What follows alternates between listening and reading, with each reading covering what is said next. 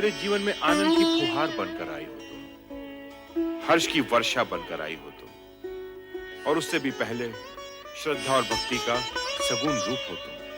वो रूप पाने के लिए जो कष्ट तुमने सहे हैं, उनका वर्णन करना असख्य है। तुम महान हो, श्रद्धा की पात्र हो, मेरा तुम्हें बार बार नमन। मुझे लज्जित न करिए स्वामी। संध्या का प्रायश्चित और अरुंधति का ये रूप आप ही के कारण संभव हुआ है। यदि आप मुझे शिव भक्ति की महिमा न सुनाते, देवादिदेव शिव शंकर को मनाने का मंत्र न देते, तो आज हम दोनों का इस रूप में मिलन न होता।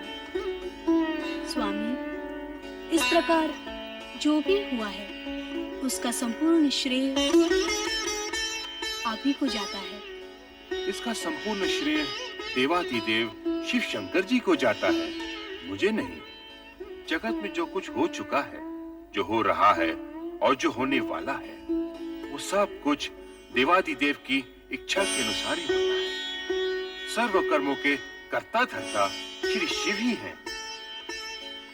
संसार में सुख दुख का सामना करने का एक ही महामंत्र है, जो असंभव को संभव, अप्राप्य को प्राप्य कर दिखाता है, और वो महामंत्र है ओम नमः शिवाय। ओम नमः शिवाय। ओम नमः शिवाय। ओम नमः शिवाय। ओम नमः शिवाय। ओम नमः शिवाय। ओम नमः शिवाय। ओम नमः शिवाय। ओम नमः शिवाय। ओम नमः शिवाय। ओम नमः शिवाय। ओम नमः शिवाय। ओम नमः। स्वामी, ये क्या हो गया है आपको? जब से आपने संध्या पर पुष्पबाण का प्रयोग किया है, इसी तरह खोए खोए से दिखाई दे रहे हैं। केवल ओम नमः शिवाय मंत्र का ही जाप किए जा रहे हैं। स्वामी, यदि इस तरह आप ही विरक्त रहे तो मेरा क्या होगा? मैं भयभीत हो गया हूं प्रिय। भयभीत? किंतु किस कारण? मैंने संध्या पे जो पुष्प बाण का प्रयोग किया था, उसके परिणाम से तो तुम भली भांति परिचित हो। कहीं ऐसा ना हो कि इस परिणाम का प्रकोप मुझे भुगतना पड़े। नहीं स्वामी, आपने तो केवल अपने कर्तव्य का पालन किया है, और कर्तव्य भावना से ऊंचा होता है। निसंदेह ये कोई अपराध नहीं है। परंतु रति, यदि भविष्य में कोई ऐसी अमंगल घटना घटित हो गई तो क्या होगा? नारायण नारायण। पुष्पधनवा भ्राता कामदेव, मुझे देखकर इस प्रकार आंखें चुराकर कहां भाग रहे हो? और देवी रति कहां अदृश्य हो गई? प्रणाम देवर्षि। नारायण नारायण। मैं तो तुम्हारा भ्राता हूं कामदेव। मुझे देवर्षि का सम्मान देकर लज्जित न करो। सम्मान तो आपको देना ही चाहिए। अच्छा, अब मुझे प्रस्थान के लिए आज्ञा दीजिए। अरे भाग कर रहे हो भ्राता? मेरी पूरी बात तो सुन लो। आज्ञा कीजिए भ्राताश्री। अपने पुष्प बाणों से विचलित करके तुमने संध्या का तो कल्याण कर ही दिया। नारायण नारायण। कल्याण? वो कैसे? देवर्षि, ऐसा प्रतीत होता है कि संध्या पे किए इस प्रयोग का मुझे प्रायश्चित करना होगा। नहीं कामदेव, तुम्हारे इस पुष्प बाण के प्रयोग से संध्या का यज्ञ में पुनर्जन्म हुआ है। इस प्रकार संसार को दो संध्याएं प्राप्त हुई हैं, एक प्रातः संध्या और एक सायं संध्या। आपके कहने का तात्पर्य ये है कि संध्या की रचना में मेरा भी योगदान है? निश्चित ही। केवल इतना ही नहीं, संध्या महासती अरुंधति के रूप में महर्षि वशिष्ठ की पत्नी बन गई है। भ्राता, अब अपने पुष्प बाणों का प्रयोग किस पर करने की सोच रहे हो? देवर्षि, मुझे ये चिंता सताई जा रही है कि कहीं मेरे पुष्प बाणों के प्रयोग से किसी का अनर्थ ना हो जाए। अर्थात ये कि अब मैं अपने पुष्प बाणों का प्रयोग सोच समझ कर करूंगा, जिससे भविष्य में मैं किसी विपदा में न उलझूं। भ्राता, व्यर्थ की चिंता न करो।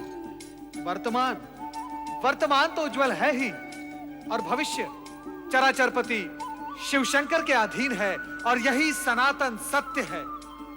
मेरी बात मानो, परमपिता ब्रह्मा ने जो तुम पर दायित्व सौंपा है, उसे अपना कर्तव्य मान पुष्प बाणों का उचित समय पर उपयोग करते चलो। यही तुम्हारा धर्म है और कर्म भी। नारायण नारायण। ओम नमः शिवाय। ओम नमः शिवाय। परमपिता ब्रह्मदेव की जय हो।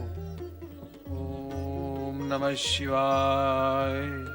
आओ नारद, तुम्हारा स्वागत है पुत्र। देवर्षि, इस बार क्या समस्या लेकर आए हैं? समस्या नहीं, मन में एक प्रश्न लेकर आपके दर्शन के लिए आया हूं मैं परमपिता। तुम तो स्वयं साक्षात प्रश्न हो। तुम्हारे आने का अर्थ है प्रश्न सन्मुख आ गया। पूछो, क्या पूछने के इच्छुक हो? मैं अभी भ्राता कामदेव से मिलकर आ रहा हूं। संध्या प्रकरण के पश्चात वे अत्यंत विचलित रहने लगे हैं। अब वे अपने पुष्प बाणों का उपयोग करने से भयभीत होते हैं। ये उचित ही है नारद। उस समय तो कामदेव किसी तरह बचकर भाग निकला, किंतु अब उसे बहुत सोच समझकर अपने पुष्प बाणों का प्रयोग करना होगा। कामदेव को विवेक से अपनी शक्ति का प्रयोग करना चाहिए। आप सत्य ही कह रही हैं देवी सरस्वती, परंतु कामदेव ने अपने पुष्प बाणों का जो प्रयोग संध्या पर किया था, वो तो शुभ ही रहा। देवी संध्या अब सती अरुंधति बन गई है और ऋषि वशिष्ठ के आश्रम की शोभा बढ़ा रही है। हाँ, सो तो है। भगवान शिव के प्रत्येक कार्य का उद्देश्य उत्तम होता है, चाहे कुछ समय के लिए वो दुखदायी ही क्यों ना दिखाई दे। देवी, मेरे पहले प्रश्न का समाधान तो हो गया, परंतु दूसरा प्रश्न क्या है, वो भी पूछ लो। आपकी पौत्री, मेरी भतीजी दक्ष पुत्री सती बेचारी अपने पिता की इच्छा के विरुद्ध शिव आराधना कर रही है। उसका क्या होगा? शिव आराधना का परिणाम तो कल्याणकारी ही होता है। इस विषय में कभी कोई शंका मन में मत लाओ नारद। परंतु आप भ्राता दक्ष को समझाते क्यों नहीं कि सती की शिव भक्ति का विरोध करना छोड़ दे? ये असंभव है नारद। दक्ष अपना स्वभाव कभी नहीं छोड़ेंगे। अर्थात सती को अपने तप के बल पर ही पिता के विरोध का सामना करते हुए अपना अभीष्ट प्राप्त करना होगा। हाँ नारद, जो हो रहा है शिव की इच्छा से हो रहा है। तुम इस विषय में चिंता करना और प्रश्न उठाना छोड़ दो। ओम नमः शिवाय। नमः शिवाय। ओम नमः शिवाय। सर्वेश्वर भोलेनाथ, क्या मेरी आराधना में कोई त्रुटि रह गई है या आप मेरी धैर्य की परीक्षा ले रहे हैं? ये मैं नहीं जानती, किंतु स्वामी, आप मुझे शीघ्र ही दर्शन दीजिए। मेरी आंखें आपके दर्शन के लिए तरस रही हैं स्वामी, तरस रही हैं। ओम नमः शिवाय। शिव शिव शिव शिव शिव शिव शिव।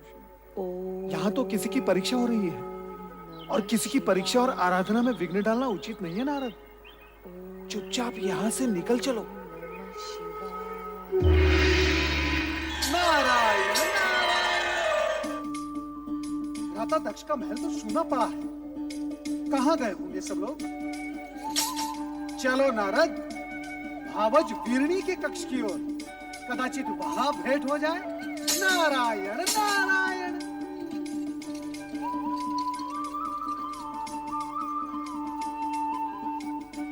नारायण नारायण। प्रणाम भावज वीरणी, अपने देवर नारद का प्रणाम स्वीकार करें। विराजिए देवर्षि। नारायण नारायण। मैं आपके लिए केवल देवर हूँ, देवर्षि नहीं। और ये क्या भावज, आप चिंता में डूबी हुई हैं? मुझे किस बात की चिंता है देवर जी? बस सती के बारे में सोच रही थी। सती? पता नहीं उसकी तपस्या कब सफल होगी। नारायण नारायण। भावज, सती तो शक्ति का अवतार है। शिव जी को उनकी प्रार्थना स्वीकार करनी ही होगी। अब उनकी प्रार्थना स्वीकार होने में अधिक समय नहीं लगेगा। सच कह रहे हैं देवर जी। क्या आपको अपने देवर से असत्य की अपेक्षा है? मैं तो असत्य से भागता रहता हूँ और भक्ति और जन कल्याण के मार्ग पर चलता रहता हूँ। ये क्या भावज, आप फिर सोच में डूब गई? क्या करूं? आपके भ्राता और मेरे स्वामी का रूखा व्यवहार देखकर तो कभी-कभी भय लगता है। उनके रूखे व्यवहार की आपने अच्छी कही। उनका तो जन्म ही परमपिता ब्रह्मा जी के पैर के अंगूठे से हुआ है। वो तो हर भली वस्तु को ठोकर मारने की सोचते रहते हैं। नारायण नारायण। और भगवान शिव जी का नाम लेते ही वो शिव शिव शिव शिव। भगवान भोलेनाथ उनको सद्बुद्धि दें, इतना ही मैं कह सकता हूँ। महाराज की जय हो। लो, जिनका नाम लिया वो पधार भी गए। अब मैं चलता हूँ। ठहरिए ना देवर जी, तनिक आप ही इन्हें समझाइए। शिव शिव शिव शिव शिव। क्या ये हठी जीव समझाने से समझने वाले हैं? नारायण नारायण। अरे नारद जी, आप? नारायण नारायण। भ्राता नारद कहिए ना भैया। आपके मुख से भ्राता शब्द सुनने के लिए ही तो मेरा आगमन यहाँ हुआ है। कहिए भ्राता नारद, कैसे हैं आप? तो चारों ओर भ्रमण करते रहते हैं। आपने हमारी शिव की धुन में खोई हुई बेटी को भी कहीं देखा होगा। अब आप ही बताइए, क्या एक राजकुमारी को ये पागलपन शोभा देता है? आप उसे समझाते क्यों नहीं कि वो ये बचपना छोड़ दे? अब वो विवाह के योग्य हो गई है। नारायण नारायण। वो विवाह के लिए ही तो शिव आराधना कर रही है। क्या आप इतना भी नहीं समझते? उसकी आराधना सफल होगी। भगवान भोलेनाथ के साथ उसका विवाह होगा। इसमें आपको संदेह क्यों हो रहा है? नारायण नारायण। नहीं, मैं ऐसा नहीं होने दूंगा। मैं ये अनर्थ नहीं होने दूंगा। नारायण नारायण। भावज, आप क्यों व्याकुल हो रही हैं? होगा वही जो भगवान शिव शंकर को स्वीकार होगा। नारायण नारायण। मेरी सती का क्या होगा? क्या होगा मेरी सती का? मेरी सती का क्या होगा? मैं तुम्हें एक नहीं अनेक बार समझा चुका हूं कि सती को शिवाराधना साधना करने से रोको। उसे समझाओ महारानी कि वो अपने मन में शिव के प्रति इतनी निष्ठा भक्ति जगाकर अनर्थ ना करे। जो स्वयं अपने होने का अर्थ जानने के प्रयास में लगा हो, वो कोई अनर्थ कैसे कर सकता है? और रही बात सती को शिव की आराधना उपासना करने से रोकने की, तो स्वामी, आराधना, उपासना, निष्ठा, ये तो मन की भावनाएं होती हैं, और भावनाओं पर भला कोई कैसे अंकुश लगा सकता है? ये सब कहकर तुम हमारी अवज्ञा कर रही हो महारानी। मैं ऐसी धृष्टता कैसे कर सकती हूँ? धृष्टता? धृष्टता नहीं तो ये हमारी आज्ञा का पालन भी नहीं। महारानी, मां होने के नाते अपनी संतान का शुभ अशुभ सोचना तुम्हारा कर्तव्य है, तो पथभ्रष्ट होने पर उसे उचित मार्ग दिखाना तुम्हारा धर्म भी है। आप संभवतः उचित कह रहे हैं स्वामी, परंतु हमारी सती ना तो कोई अशुभ कार्य कर रही है और ना ही वो पथभ्रष्ट हुई है। वो वही कर रही है जो उसके ज्ञान के अनुसार उचित है। तुम्हारा तात्पर्य है कि सती इस योग्य हो गई है कि उसे ज्ञान अज्ञान का बोध होने लगा है? नहीं महारानी, नहीं। तुम्हारी ये सब बातें बुद्धिमता का परिचय नहीं दे रही। मैं आपके समान बुद्धिमान नहीं स्वामी, किंतु इतनी बुद्धिहीन भी नहीं कि तुम्हारी बुद्धिमता के दर्शन तो इसी सत्य में हो रहे महारानी कि अपनी अन्य युवा कन्याओं की अपेक्षा तुम्हें केवल सती की चिंता अधिक रहती है। तुम्हारी ममता, नेह, स्नेह सती के प्रति अधिक है। ये आपका भ्रम है स्वामी, सत्य नहीं। शरीर को अपने प्रत्येक अंग से एक सा मोह होता है।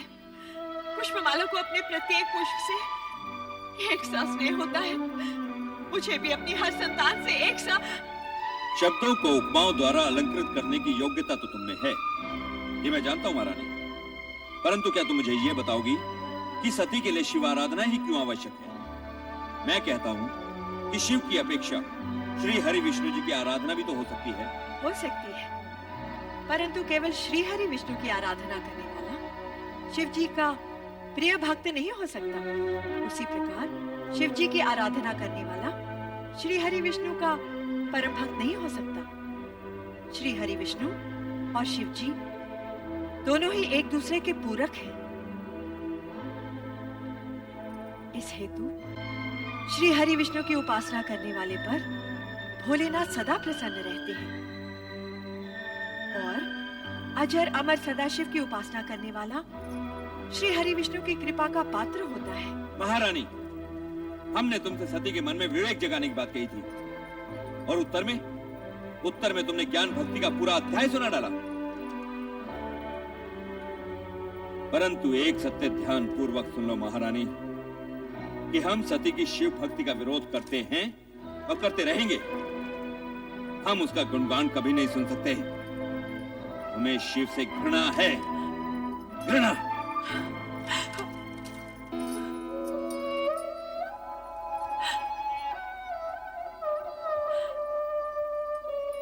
शिव से घृणा और स्नेह करना मनुष्य के वश में नहीं होता, वो भी केवल शिव की इच्छा पर ही निर्भर होता है। ओम नमः शिवाय, ओम नमः शिवाय, ओम नमः शिवाय। ओम नमः शिवाय।